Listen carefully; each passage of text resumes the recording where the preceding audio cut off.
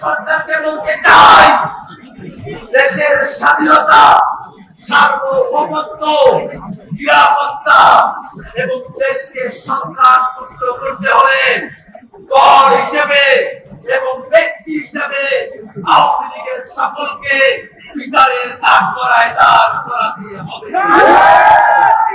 মুজিববাদের নামে আর কোনো রাজনীতি দেখতে চায় না।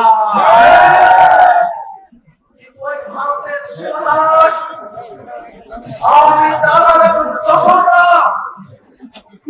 সারে বাংলাদেশে আওয়ামী লীগকে ফিরে নিয়ে আসার স্বপ্ন দেখে। বাংলাদেশের মানুষকে বিভ্রান্ত করতে চায়। ওরা বলে আওয়ামী লীগকে ছাড়া নাকি নির্বাচন হবে না।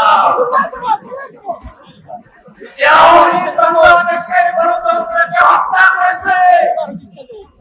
14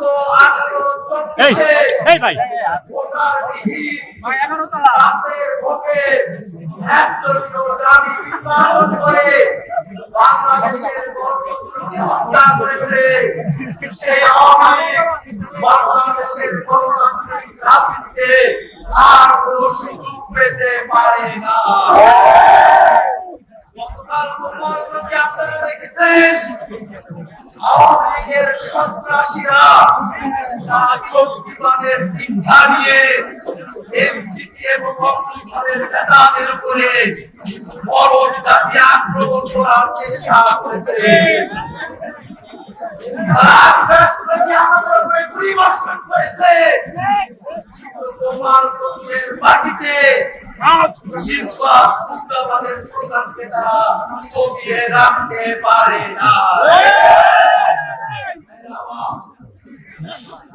এই বাংলাদেশে আওয়ামী লীগের নির্যাতন করেছে।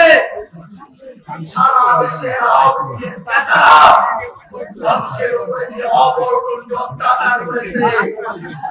1 বছর পেরিয়ে গেছে, অন্তর্বর্তীকালীন সরকার এখনো তাদেরকে যথোপযুক্ত শাস্তির আওতায় নিয়ে আসতে পারে নাই। আমরা অন্তর্বর্তীকালীন সরকারকে বলতে চাই, দেশের স্বাধীনতা, সার্বভৌমত্ব, নিরাপত্তা এবং দেশকে সন্ত্রাস মুক্ত করতে হলে দল হিসেবে এবং ব্যক্তি হিসেবে আওয়ামী লীগের সকলকে বিচারের কাঠগড়ায় দাঁড় করাতে হবে। আর সুশীলতার মোড়কে যারা বাংলাদেশে আওয়ামী লীগ আর মুজিববাদকে ফিরিয়ে নিয়ে আসতে চান, আমরা তাদেরকে হুঁশিয়ার করে দিতে চাই। বাংলাদেশের মানুষ সুশীলতার মোড়কেও আওয়ামী ফ্যাসিবাদী মুজিববাদী মতাদর্শকে বাংলাদেশে আর চালিত হতে দেবে না।